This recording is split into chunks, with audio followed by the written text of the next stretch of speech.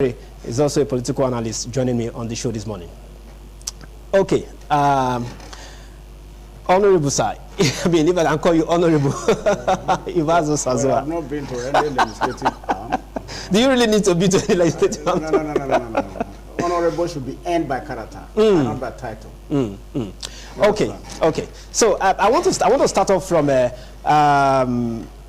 Colin Samadi. I mean, Atiku emerging as the political flag, the flag bearer of the ruling, the opposition party, talking about the PDP. Were you surprised? To a large extent, I was a little bit surprised, but at the other end, because the system has become so expensive and only meant for the bourgeois, I was also not too surprised. But why I was a little bit surprised was the fact that when the party, PDP as it were, yes, was a quagmire. And immediately after the last presidential election, there was this outcry by the PDP that the presidential candidate had gone AY, or even gone in extension. Not until after 2.5 years, almost 3 years, decided to come back. And within this period, yes, they had people who took the responsibility of the party, building the party, building the people, galvanizing, reawakening them, that it's possible to be a formidable opposition again. And I was very sure that there were a lot of pledges and a lot of praises to that effect. And the only way ordinarily to pacify, yes, encourage those who have shown commitment, it is to oblige them when they ask for. But however, there were a lot of intrigues even to his emergence. I first will also appreciate the delegate with what I saw, likes of Wiki got. It only got to show that there were a lot of recognition to that effect from some of the delegates, a short majority of the delegates. I think what went well, or what gave the former vice president that opportunity he had to amend, was the fact that likes of people like Tamboa, the Sokoto state governor, yes, that people like Wike almost even died for in the last presidential election to become the candidate of their party. yes, also have brought in either primordial or regional or financial system into his thinking that led to the negotiation he had at the 12th hour with His Excellency Mr. Wike, Mr. Atiku, that made him gain his delegates and total support to the former vice president. If you see the magic, I think I would doff my cap for His Excellency Governor Wike, haven't done and performed so well. Now, if the likes of Tamboa, who was one of the major contenders at the 12th hour, could submit to Atiku, that gave Atiku the victory. Otherwise, Wike would have had the day. But it's also quite unfortunate that our brothers from the South region, who knows very well that they were not going anywhere, who knows very well that they were not really ready for this job. You think they were not ready for the job? They weren't ready, because if they were ready, by the result they got, we would have known better. Now, they would have, at least to a very large extent, because take it or leave it, we have a constitution in this country that also gave opportunity for balancing. That it was time for the South to have a shot. The South is where as well. I'm not saying South are the South as well. Okay. So there should be a system where they would have understood that this is power. But unfortunately, it's even our brothers on the side who did the negotiation and the broking between Tamboa and His Excellency Atiku, which was quite unfortunate. But however, Atiku have met. The way it was, nobody's hand was placed on the back. Nobody was being oppressed. It was seen to be free and fair. And it was, to my own thinking, or to what I saw. But however, the intrigues that took place was what really did not get me comfortable, because I feel our representative from the south would have done better. Okay. Would have shown more commitment. Would have understood that it was all about the people. Okay. All right. I want to come to Ivaze Osazua. Yeah, I want to quickly ask you. Some persons have been saying that the politics that we play in this part of the world is a cash and carry politics. And you also want to attribute that to the throwing of the towel by a former governor of Anambra State, Peter Obi, who, according to him, whether he was being intimidated or he was being overwhelmed by the cash that some persons in some quarters threw in while that convention was about taking place. Do you see that as a desperate move? Well, before I come to that, yes. I want to make a very fundamental statement. Okay. Nigeria is a very corrosive aberration. A corrosive paradox. The country cannot be explained. Our political behavior is terrible. Now, whereas we need good leaders, whereas we say the problem of this country is independence, the problem of leadership deficit, whereas we say that we have not got it right because we have not got the right person in place. But when the right person show their face, we turn our backs on them. Okay. And why do we turn our backs on them? We turn our backs on them through the of politics. No, you are saying now that, are you saying Peter Obi is the right person for the job? Okay. I know where I'm going to. Okay. Through monetization of politics. Okay. Peter Obi was intimidated out of the political scene in PDP because he felt he couldn't cope with money politics. Do you understand? Do you know at that convention, did you see EFCC? EFCC were present at the last PDP listing. Okay. Dollars were allegedly shared to party delegates. Do you understand? Okay. So the monetization of politics drives good people out of politics. Because not everybody's pocket is deep. So when politics is monetized, let me go to economics. In economic theory, what you have is that the liquidation of an asset becomes a legal tender. In politics, the use of money becomes a legal tender for attaining political power. In a society where that happens, you can hardly get the best. But is there generally any political situation where you will not need to at least spend money? No, you will spend money. Spending money is at two stages. You have intra-party expenses, you have inter-party expenses. Intra-party expenses is at the level of buying delegates. Okay. For you to be a candidate, you have to influence the delegates. Delegates are the base of the manipulation of the electoral process before you become a candidate. No matter how brilliant you are, no matter what you have upstairs, if you cannot settle the delegates, you may not get it. So the highest bidder gets the ticket. Okay. So that is the problem we are having. Now, I did a piece on Peter Obi when he left the PDP. All right. I said, it is very unfortunate. Peter Obi is the only person who has been articulating the pathway to Nigerian greatness.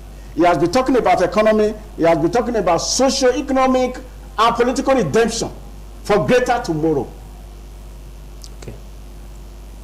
Other contestants have been very nebulous in their pontifications. But Peter Obi has been talking. But have delegates been listening to them? Have delegates been listening to him? Have they been getting his message? They have not been getting his message because what is holding them down is the desire to get physical cash from the contestants. I know that Peter Obi cannot give it. Few weeks to the convention, this man went to Anambra State. When he got there, he was mocking Peter Obi. He said, he's always talking economics. He doesn't know what matters. That's a very profound statement.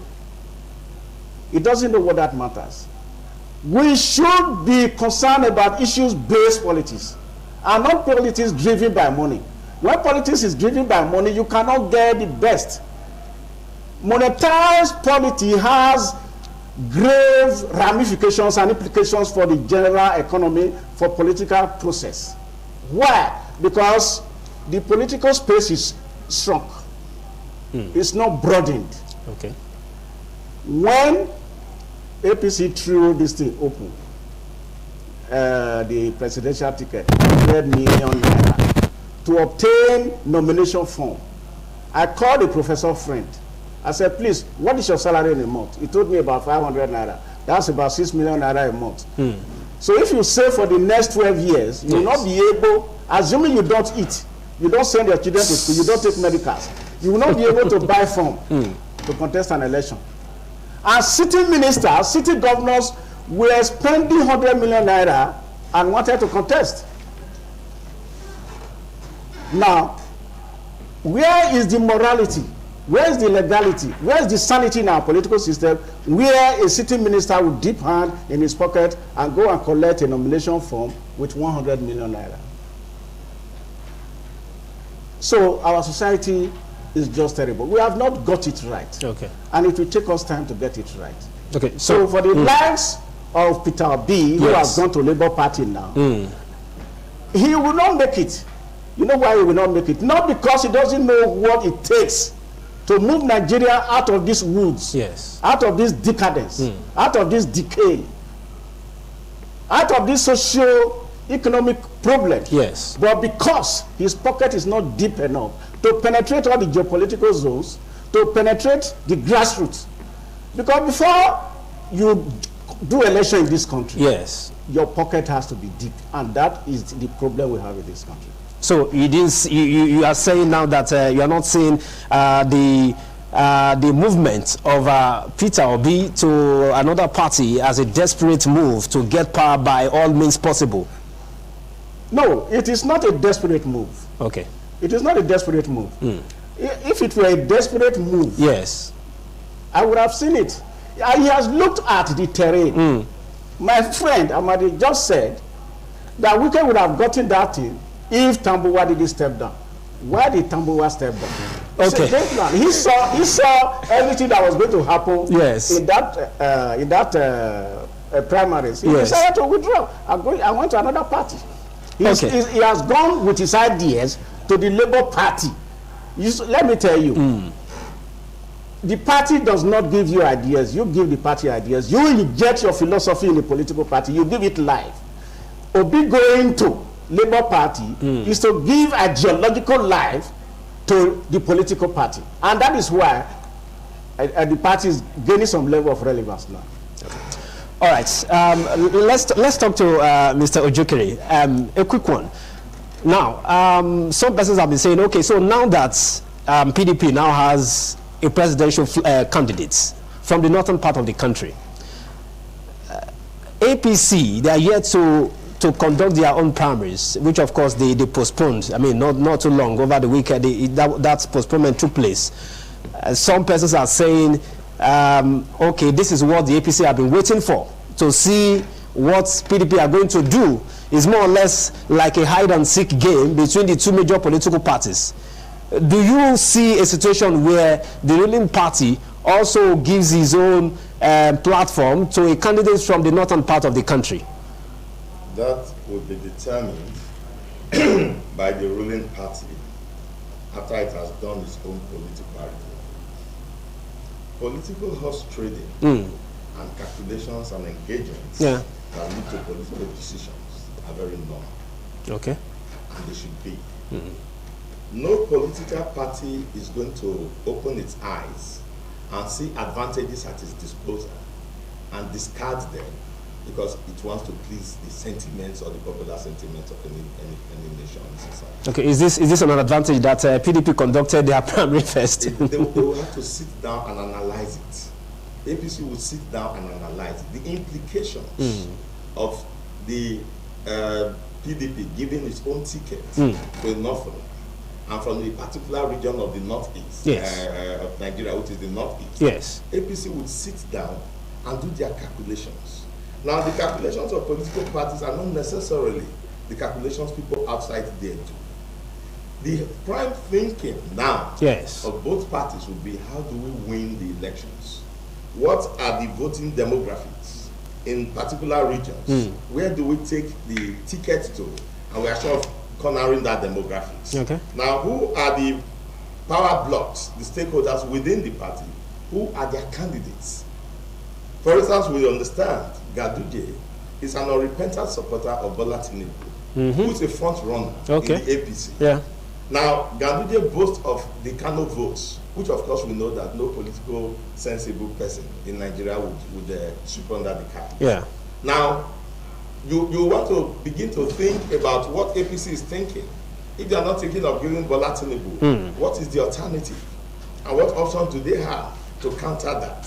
Those are the kind of things they are going to be thinking now, especially as the Northeast. You hear Odi Kalu arguing that the presidential ticket of APC should go to the North, possibly because of his vendetta, as a result of the fact that he was also frustrated out, whatever his reasons. Now, so the point I'm going to make is that it's not going to be based on the sentiments of the people out there. It's going to be based on hard realities of how to win the elections. That is what is going to determine where APC's ticket is going to go. The PDP have set the ball rolling, they've sent it to the North. Okay. The South had real agitations before now that the ticket should come to the South. Now, they have just learned that agitations on television and social media is not politics on ground. And we have cried ourselves hoarse about that. We started from when they came up with the so-called Asaba Declaration. And now, since the Asaba Declaration, what have been the political follow-up? Okay. You heard Pandep yesterday. I was reading Pandep, Southern Middle, they call themselves SBNLF, something like that, Southern and Middle Belt Leaders Forum, coming up to say that it's a travesty and an aberration that, PDP should give their tickets to Atiku. And I asked in the forum where I read it, who was their candidate? Who did they forward? Who did they come? Where is the certain candidate that they put forward in the run-up to the primaries to say, this is our candidate that we are forwarding for the Nigerians to see and choose from? So it is not analysis in social media. We want people to get that. Or analysis of public spaces. It is what you do in actual grounds, at the world levels, at the local government levels, and the state levels that produces candidates. Now, we are talking just now about the monetization of our system. And as the gentlemen were talking, the person I asked is, who are these political class? What's their identity? The people who are talking are outside the political class. The people in the political class who are taking this money are not on television doing any analysis. They are doing their analysis in their ward meetings and in their unit meetings and in their local government meetings, in visiting leaders' houses. So, the only way you can break monetization or any other form of negativities in our system is for those who are talking now to get involved in the system. Participation is the only way. When like minds crowd a system, the thinking, you cannot think otherwise from your natural run of thinking as an individual. So if you have elites, for instance, in the world of, say, in local government areas, for instance, you have 18 state executive members, and you have 10 of them with elitist thinking, developmental-minded people, there is no way decisions taken there will be the decision of the other 8. But if you have the kind of people we still have at the political class, people who have the idea that the elite club, which is the club of those who are elected, have forgotten them. And when it is coming to primaries, this is the time for them to show that they own the party. And they have the party and they in a stranglehold because they are the ones that are the party officials. Until we get involved in the politics, and then we have our men and our people who believe in development elected as party officials, and begin to think and talk development, you are not going to have a different turn of events. So that is the problem. So the point is, APC is going to sit down and look at all these calculations. Now, this monetization is not going to stop in this primaries. APC is also going to monetize theirs. But remember, APC is not exactly like PDP. Whereas in the PDP, you do not have the president as the leader of the party. And so the power block rotates and revolves around the NEC, Yes. National Executive Council or Committee of the party, and the State Working Committee of the party. That is the leadership. Within that leadership, the political play is going to be. But APC is not going to take away that the president, however much he appears to be passive, is fully involved in 2023 election. And the president is going to give his own preferred candidate, which will make a lot of difference. Okay. So if the president gives his preferred candidate, Yes. it's not because politics of power and not just politics of money. There's going to be power play as to how much influence the president has within the APC and how much of those buttons is ready to press. Yeah. It's going to happen. So that is what is going to determine APC's presidential campaign. All of this, we have to understand all of this before we begin to think of who is going to emerge as APC's presidential campaign. Comrade Collins. Thank you. Let's talk about the role that delegate. I mean, he was talking about how the fact that the foundation is with the delegates. If that can be sorted out, if we can get that right, because it is what the delegates are able to give to the general public at the end of the day. That's what the general public will have to do it at the end of, I mean, when the main election, I mean, comes into the fore. Let's talk about the delegates really.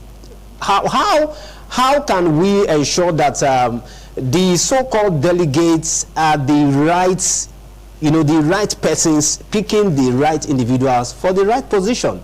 Thank you very much. I think for me, this kind and mood of primary we have just had is one of my most saddest experience in politics. Why have I not said that? In a contest of such. Because over the time we have gotten wrong leadership, and we'll be crying and lamenting, where less than 1% of a citizen will be the ones to determine those who are going to be flag bearers of parties, who by virtue of that emerges as leaders, who will then govern us. We are supposed to even have larger percent of people nominating even before the main election, because this is a sensitive time. Okay. When you bring out mediocres, the voters do not have a choice at a point. They don't. And now, even if people want to share a lot of money, today we are hearing some people they took $20 from particular one, $15, $10, pull them together, they are in millions. Is that something that is proven? I am coming. Even if it's not proven, we'll see. Even you people, the media people, have helped us to state all of this, and we read from what you people write on either social media or even on dailies. But however, what I'm trying to say is that if you have, for example, you have elected executives, either LGA, state schools, they have their own wards that they all represent. By virtue of that, larger people are being represented. But in a situation where 3 persons or 5 persons from an entire local government, not even making up each local government from covering up each ward from that local government, for example. If, for example, in Oredo, you have 12 wards, and you are asking 3 people to go and represent, meaning the interest of 7 wards are not represented. And you can see how we are falling short. And at the end, these people will choose people that will then flag the flag. And when they get there, some are being coerced. We have seen primaries where talks have to even beat people to say vote for us. We have seen primaries where money have taken predominance. We have seen people going on out to say, I have the money to run and make the May election. We have even had party leaders saying, maybe the kind of contest they are going to, they need people who have more money, not people who have integrity. And that is why you can see the kind of people that are flooding the system today. And you keep flooding it. Because why? Those number, those ones who their parents taught, people like us, not to get involved just because we want to make money, not to get involved in things that will be inimical, things that will bring reproach, things that will make us not worthy. We choose to stay back and say, let us go by virtue of the hard work, and what comes, maybe in the future things will get better. Then they are beginning to give us that orientation that we need to go back to the drawing board and make billions so that we can have what it takes to compete for elections. It's quite unfortunate. The delegates are not helping matters. The way it's even going. Okay. The delegates are not helping matters. The delegates are not the one even calling aspirants. I'm a delegate, or your people have not come to settle me. If you settle me, I will give it to you. But if we have much persons to determine this, how many people can these people settle? Even if you want to settle, at least to a stage that some of these delegates will not be intimidated. For somebody who has not seen 2 million before, and suddenly one person gives 12 million, another person gives 7 million. Oh my God! There is no level of integrity to an extent that can determine his position. If it takes from one, the 2 doesn't even bring is the problem. But if it takes from the 3, sometimes he cannot manage it. That since the 3 gave me, let me give that one that I like. But if the good one is unable to reach him, yes, he will say, no, me, I give me money. Oh. It took me out from poverty. Now, can we continue like this? I think the president, for the fact that he did not even assign to the amended act on time, yes, whether it's still amended, we have not had a clear clarification from his team.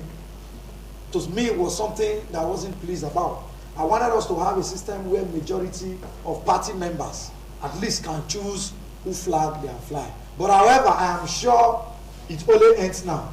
It will not happen again. Because even those who should I say by mistake or by selfishness, prepared the laws that have brought even the parties to their knees today, are even regretting the decision they took. Because even them are not part of those to determine who is going to lead them. Because you can even tell Mr. AYZ or tell my leader here, my leader, please, when you go there, vote for Collins. And he said, you want to vote for Collins. After that, only Collins want to go to see for us. No, he will collect whatever he wants to collect and say, that one know me well. We can be having one-on-one. As he come and say, you do like this, they want to hear me. And it's not even good to that person. But it's only when you call results you will find out. But at the level of houses of assembly, in Edo State, for example, with APCO, I was a little bit pleased because we saw that even those who their pockets were very fat were kind of were made to understand that it was all about the grassroots, and you saw the way it was all going accordingly in all of the constituencies. But however, I just want to appeal that now that we are my party, the All Progressive Congress, wants to go for our presidency. I believe in commitment. I believe in those who have an idea that have been built over the time.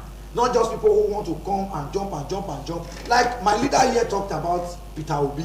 I appreciate his points on Peter Obi. But I also think it's beyond those points. For those who believe, who have always insulted politicians from moving to one party to one party, there are some sentiments or love you would have garnered before now. But the fact that you move from PDP to APGA, from APGA to PDP, from PDP back to the Labour Party, you have changed over 4 parties now. It also means you are not doing enough in working out the team. Because if at the very first time he was in APGA, he has over the time continued to build out his philosophy in APGA. Maybe today APGA would have been a more driven party.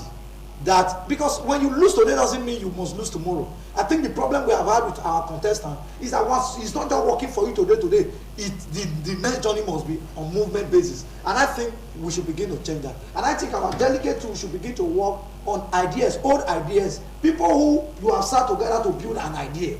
You should know that idea over the time you were together can best be better. So I think APC delegates with this opportunity given to me, they should exactly know what to do. It's okay. All right. Thank you. I want to talk to a media consultant. Let's talk about the role of the media in all of this. I mean, the point where he tried to bring to the fore, all right, that talked about how dollar was just flying on social media, even though not a lot of persons actually can actually lay hold to that. All right, and there were also reports of assassination here and there as to some persons being killed. There was a report of a certain governorship aspirant in one of the states in the southeast, and that report was later fact-checked to be untrue. You know that the video was something that actually happened sometime in the past. But let's talk about how media really can fight against fake reportages, especially stories that emanate from social media. right? Except when these things are proven. If they are not proven, and then they keep flying here and there. But before I come to that, Yes. let me make this statement on this monetized politics. Politics, yes. Let me say this statement. See, my good friend there said that we should all get involved. Those who talk should get involved and not leave the game for politicians. Getting involved is determined, or it's a function of so many factors. Okay. Money has so become important in politics that the room is now becoming smaller. That if you don't enter, the narrower, if you don't have money, the narrower the door becomes for you. So that is why there is no wider participation in politics by those who probably would have changed the narrative when they get into power. Okay. And the implication of that is this. Once a delegate has accepted money, yes, he loses the moral fortitude, the moral authority to demand mandatory accountability from the person he has voted for, he has collected money for, when he is elected. Because you don't have the moral authority again. And you cannot even go to his gate once in his office, because these guys, they come every 4 years to give you money. So you don't even have the confidence because you betrayed yourself. You made yourself so small by collecting cash, and he bought you. Now let me come to the media. Can I just quickly? No. Wait, just a minute. The advent of social media. yes, The advent of social media. I wrote about it. Citizen participation in journalism. I knew it was going to cause a lot of problems, because there are some people who just copy and paste. yes, All these things you have been talking about, if you go to conventional media, newspaper, hard copies, Yes. you will not find the news there. true. Where you find this fake news, just social media platforms. Anybody can post the wide imagination of his heart. Any person can see a bizarre and very violent video and put his own caption. And you, the reader, or who is seeing the video, you will not even investigate. And what you do is to copy and post. That is what is happening in the media. But ITV cannot use what... Do you rely on social media to use your news? No. So how can we fight this dangerous trend? I mean, No, there is no way, unless the social media is regulated to some extent. The thing will continue to go like this. Yeah. The social media has to be regulated, because it is an open world. A market woman is a journalist.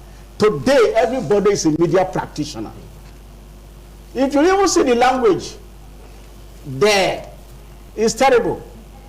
The captions, the language, the message. So it is not the media practitioners that are the problem. It is the latitude that has been guaranteed by the social media for anybody to use. That is just the problem. It's not journalists per se. so you are saying that it will be difficult to... Are you saying it will be difficult to regulate that space? Can the government regulate that space? Oh, really? that is purely the responsibility of the government. You have the National Communication Commission. Every country, for example, in this country, this communist country, China, yeah. Facebook does not operate there. You understand? I don't think they even allow Twitter. But what I mean is that there should be some level of control by the National Communication Commission. That once you post something that turns out to be false, you'll be penalized for it. And when that is not in place, you continue to receive all manner, you continue to read all manner of fake news on social media. That one you are talking about, that video you are talking about that happened in Anambra State, it's not, you know the caption I saw? Somebody that just won governorship. Yes. He is not. That guy was the Director General Yes. of a scientific body. Yeah. But somebody just put, this man lost election. On a blog. A blog. Do you understand? How do you check that?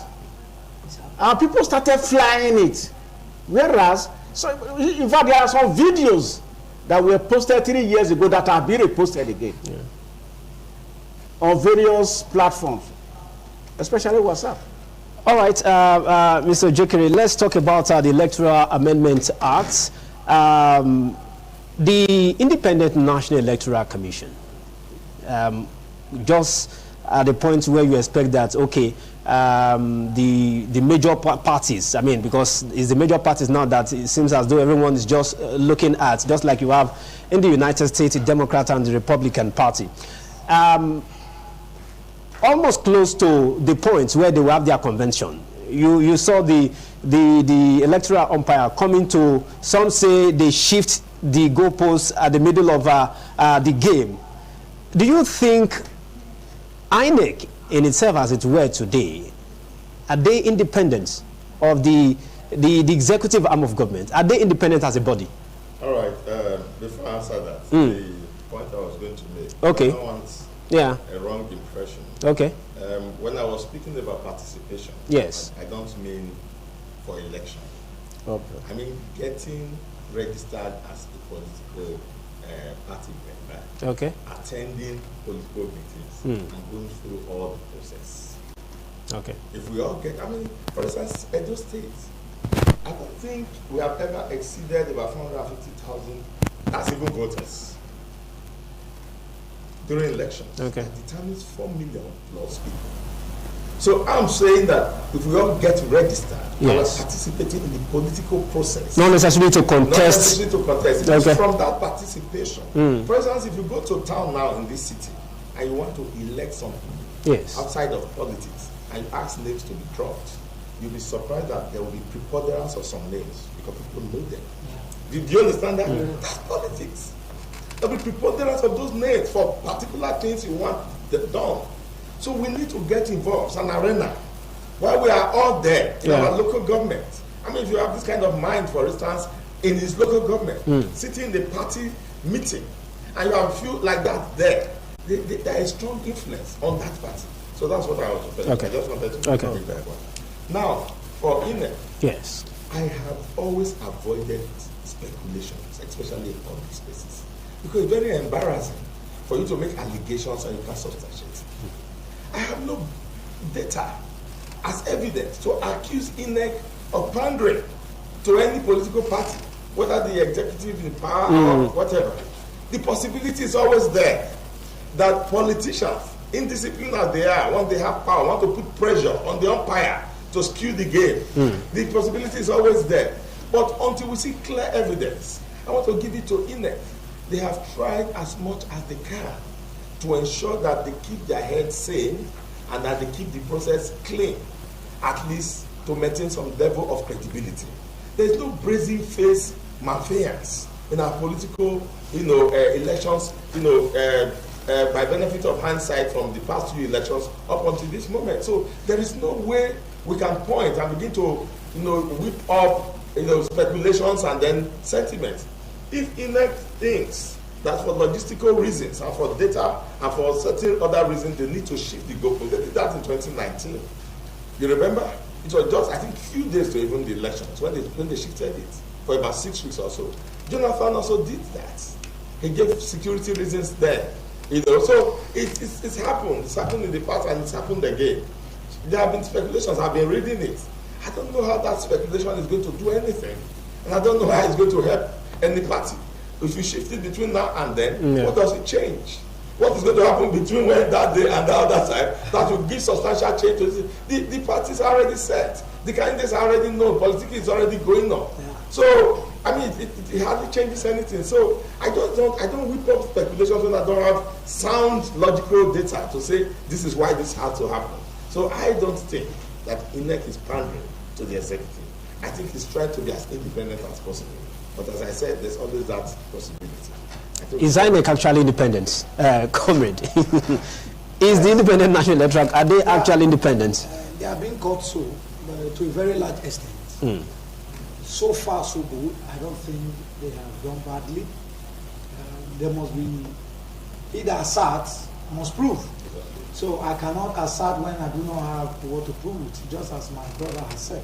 But so far, I don't think shifting of the date of or giving more days for parties to do their primaries. To assure you, it's not even only the APC as it were that have not done their primaries. There are a lot of parties that haven't done. There are many who have just, there are many who pulled out from PDP, for example, likely to go to other parties. And even getting to that party, they have to put modalities in place for them to conduct primaries for them, even if they are going to be a sole candidate. But there are things that are empirical that must be done, and those things must be done. It doesn't matter, otherwise your adoption will become illegal too. The INEC rules or the Electoral Act says, even if you are a sole candidate, the primaries activities must still be done. And INEC must observe that you were duly, either by consensus or by whatever form you are going, that they were duly done in the presence or in the full agreement with the party. So it's not only about APC, it also got to do with other smaller political parties. But however, INEC must also work more on themselves, to create that impression that they are not being sentimental or they are not trying to shift the goalpost just as it's being speculated. Just as to say, for example, the Central Bank governor at the time was contesting for an election under my political party, a party that I am a member of anyway. And for people like us, for minds like us, I felt it was an aberration on the institution of such a government institution. How would you even have that intent? For example, it creates distrust, because as a CBN authority or the one in charge, both the INEC sensitive and most non-sensitive materials sometimes come through your portal. Does that not mean whoever you now have interest on may likely have advantage of some things?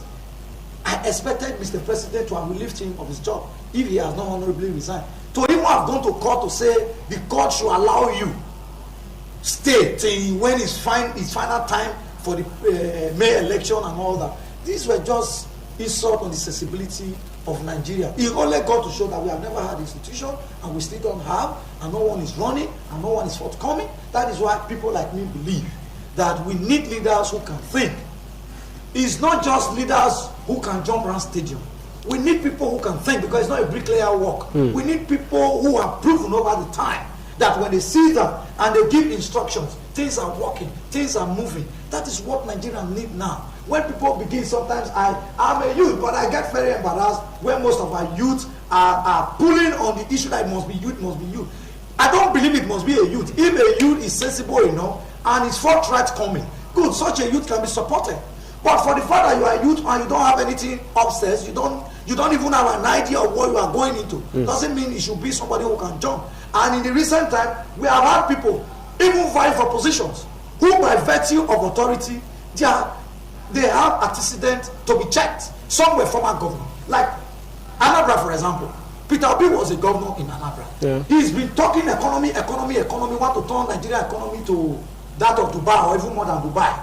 Now I have asked over the time, in Anambra where he come from, because I have visited there over the time, I never saw anything that is strange or that is so wonderful, for example, that will make me say if it's not him, everyone must fall. Now you have present governors who are all running to go and carry 100 million forms and 40 million other forms to contest for elections. Go to their states and ask them, evaluate their activities. None of them really can prove what they've done, apart from few. Even if few couldn't even get it. Now what am I not trying to say? We must have a system that people must understand that sometimes in governance is not about governance. Sometimes is a paperwork, though there are some oversight jobs that should be brought in. Once you go out to find out if these things are really being put in place. And the most important is building institutions. When you want to build institutions, you don't need to be there as the president. You don't need to stand there as a governor.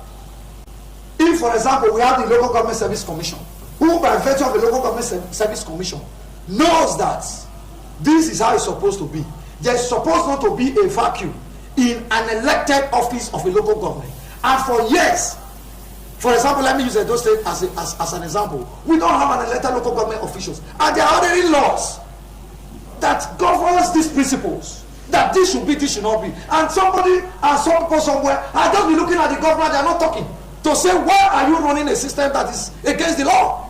And we are keeping quiet. And lot of things like that. We have institutions, for example, where 14 members were not sworn in. Till almost 3.5 years. The court is there, and the court was supposed to have given us adjudication. They kept quiet, and nobody is talking. Some of us talk, and they started using boys to pursue us. Yes, pursue us. If you catch us, no problem. But if God says you won't catch us, you won't catch us. Because these are things. Now, the court has been sitting down. They are all now, they are waiting for her to gather money for politicians who will start litigation issues.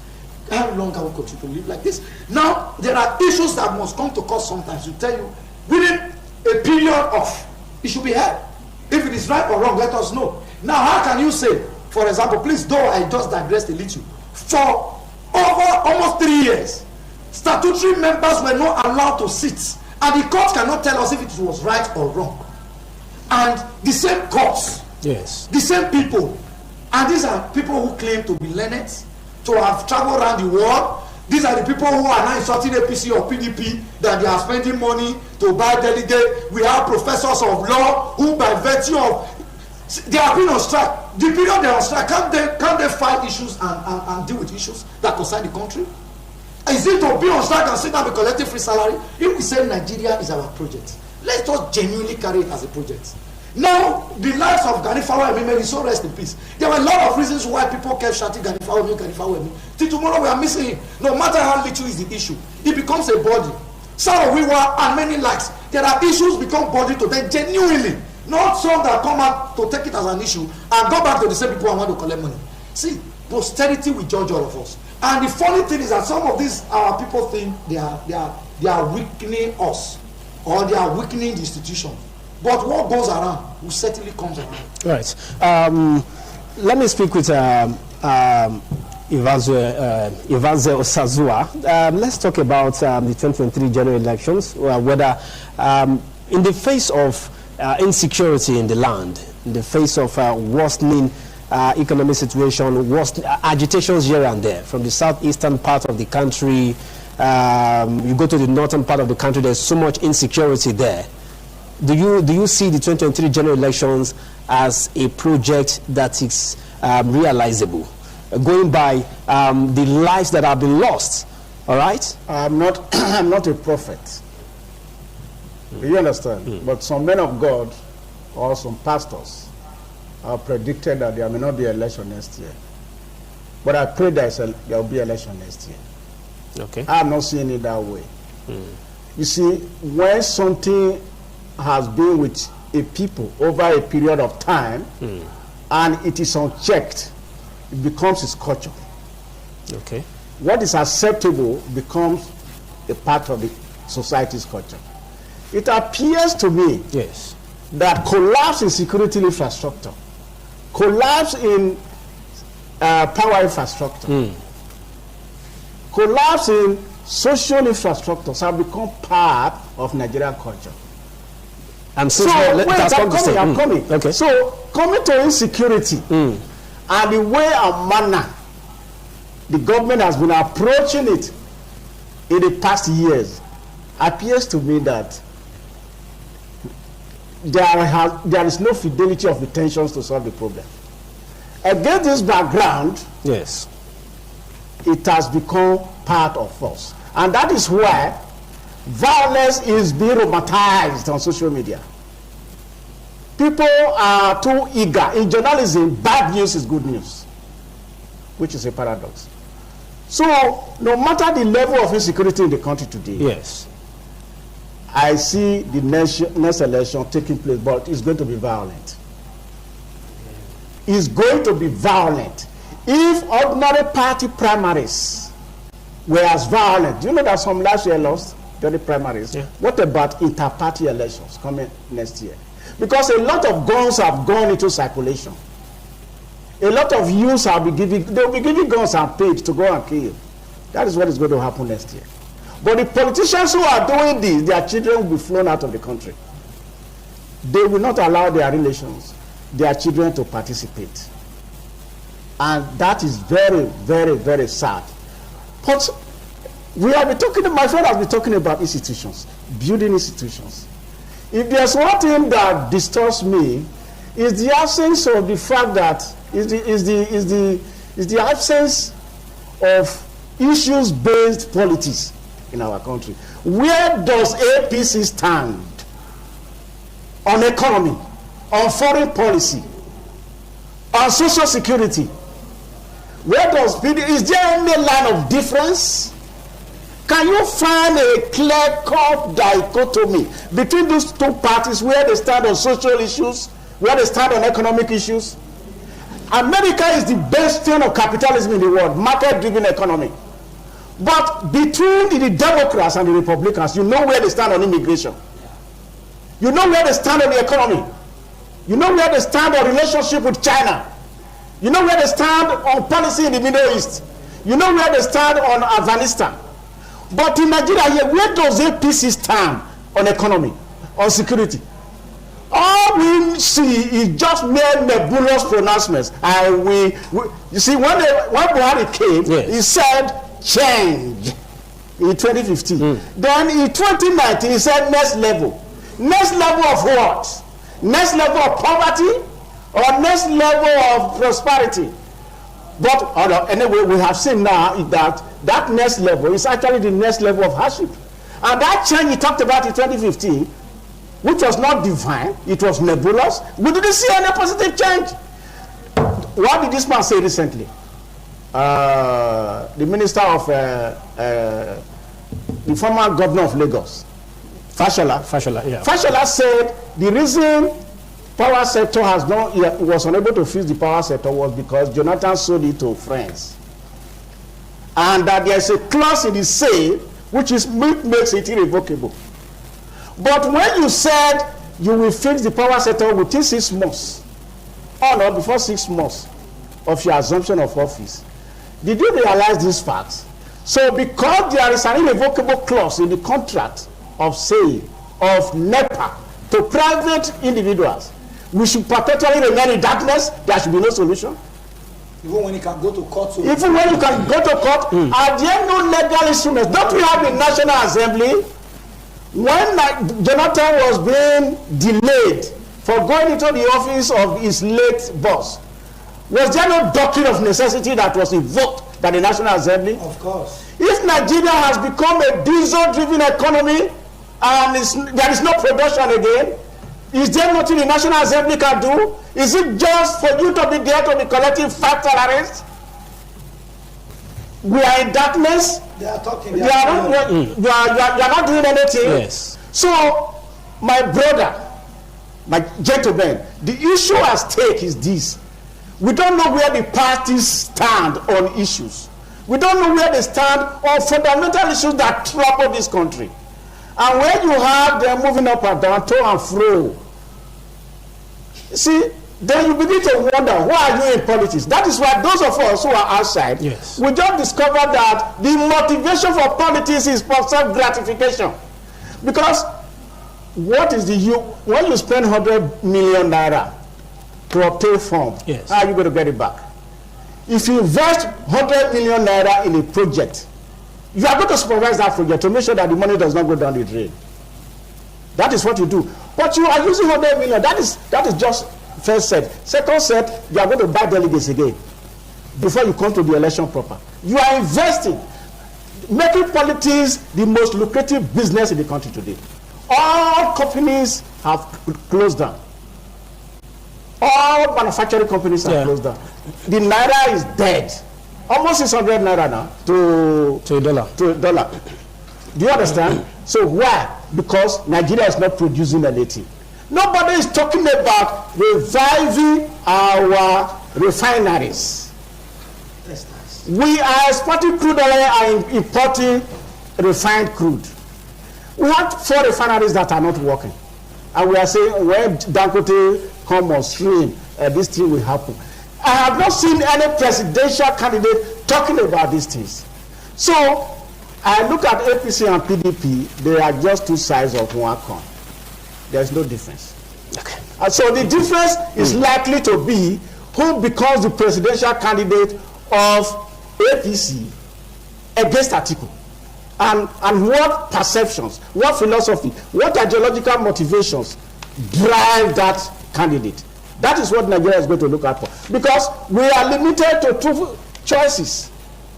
Atiku and APC presidential candidate. If we are going to vote, we look out for, okay, this is where this one stands on social welfare. This is where this one stands on this thing. Yes. Now let me tell you, ASU has been on strike over a period of time now. Yes. How many of these presidential aspirants will be talking about it? Talking about revamping the education sector.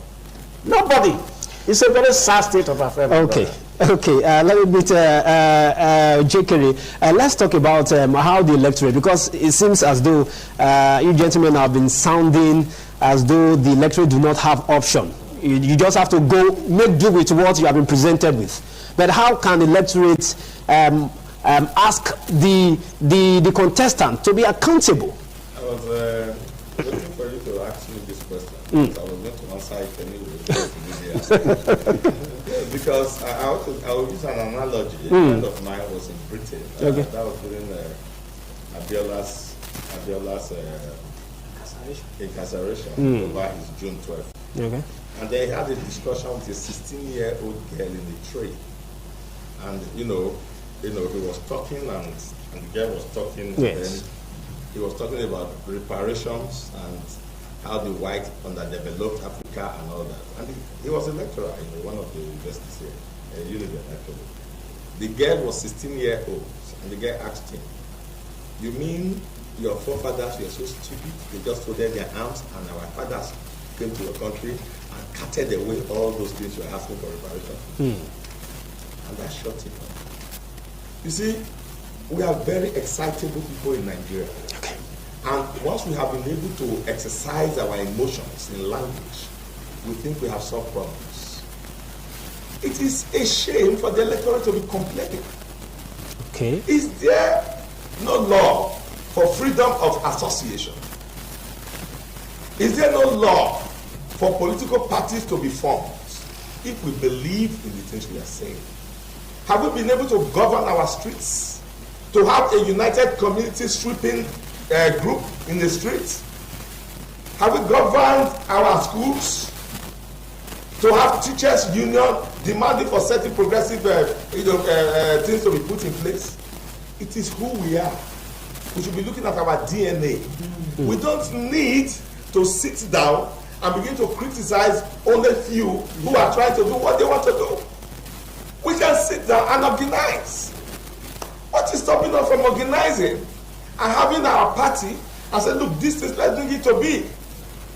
So the electorate have, as he said, Yes. when you have imbibed a habit, it becomes a culture. Yes. So we've had the culture of talking about things, and then you know how we conclude it. There's nothing that can be done. We need to be trusted. When we were trading on those cynicisms, we thought that we were undoing a particular class. We didn't know that we were demarketing. We were yes, right. I wanted demotivating ourselves from action. In America, it is not the opposition parties that puts the other party more on its toes. It's the electorate. It is the American public. Public criticisms in America are taken very seriously because it just means you are going to lose the next election. But here, public criticisms are taken as you speak English. So there's something about the psyche that needs to be reoriented. Okay. For instance, he spoke about the 14 people who went to sit down with a man in Abuja and camped in a hotel and forgot their legislative responsibility. Because they were not. Hold on, please. They are 14, and it's a 24 members House of Assembly. Yeah.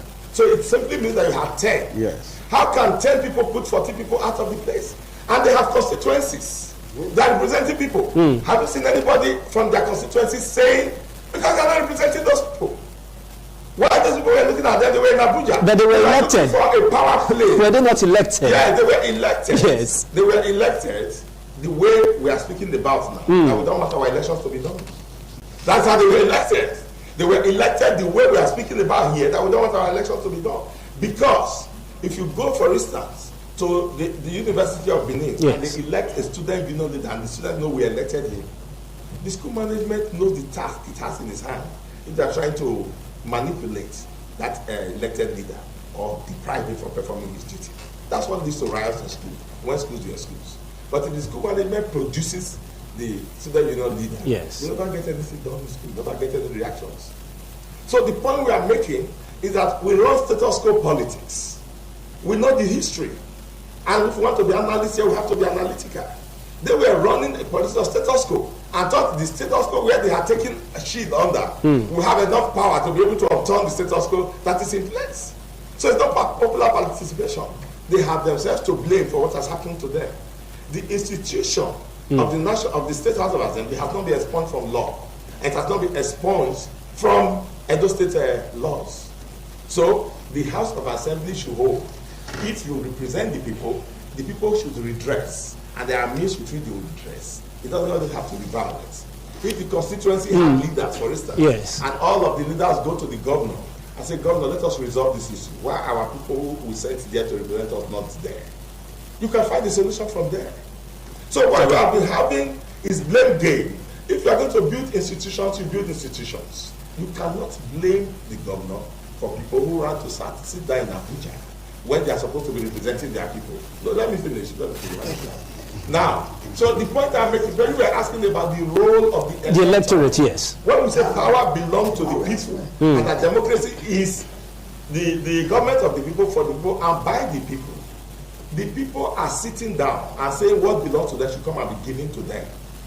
That is what I was talking about just now, when I was speaking about the elite getting involved. The problem with the people is that there is no basis for organization. And the reason why you don't have basis for organization is because the statutorily recognized basis for organization, which is the political party, is now populated by these negative characters. So if the elite gets in there through political process, they will engender the order that we're talking about here. As long as the elite is out of there, and you think that from the outside, are you going to control the army, the police, when it comes to election? Are you going to control the materials, the movement of it? I'm talking brass tacks here.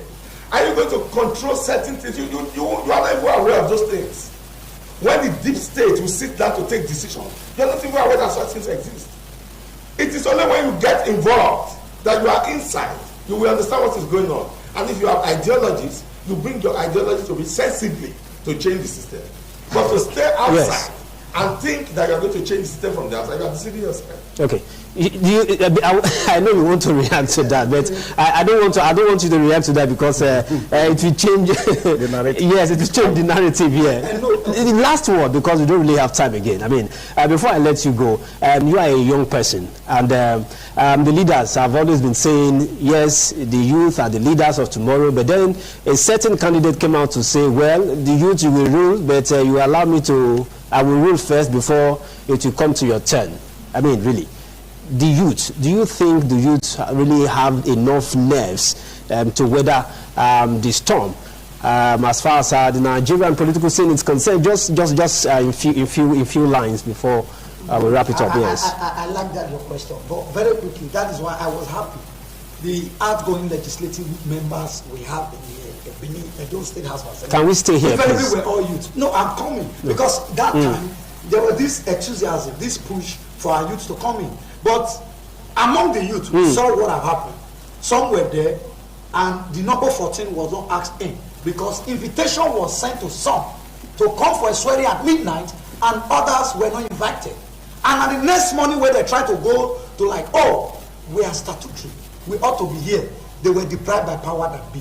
Now, when we say we have division of power, the legislature ought to be autonomous. The executive has. Then the judiciary ought to be autonomous, to have their own full independence. Now, when there are issues, because the legislature and the executive will always have issues.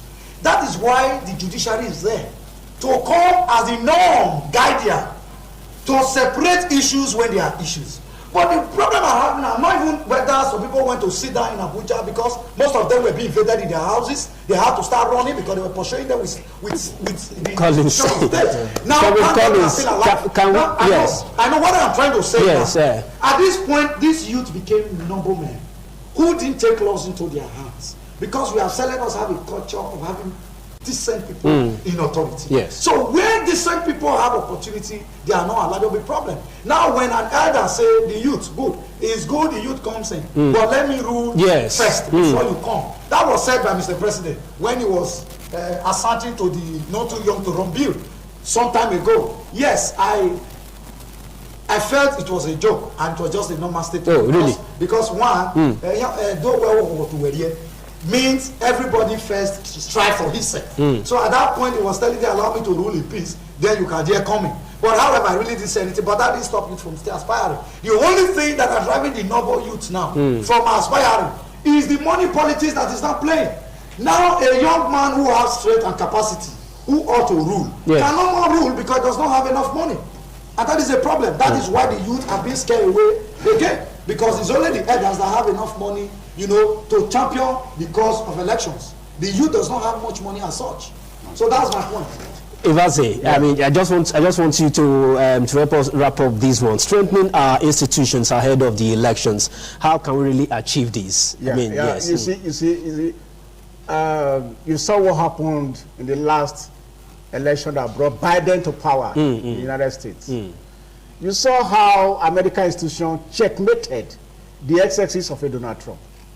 Yeah. Okay. That is institutions working. Okay. As he was misbehaving, institutions were watching him. Because America has a date with January 20. Okay. A president must come into power. Yes. In a country where institutions work, development and democratic dividends are always very visible. In Nigeria, strengthening institutions to make democracy deepened and consolidated will depend on the persons that are voted into power. Right. You see, where you have people with character deficit, you see, let me tell you, content of character is very important. Yeah. Okay. Character content, if it does not drive a man, yes, there is nowhere he can go in leadership. So we should learn to identify people that will drive the process of democracy in this country and make our institutions work, because some bad leaders have a way of destroying institutions.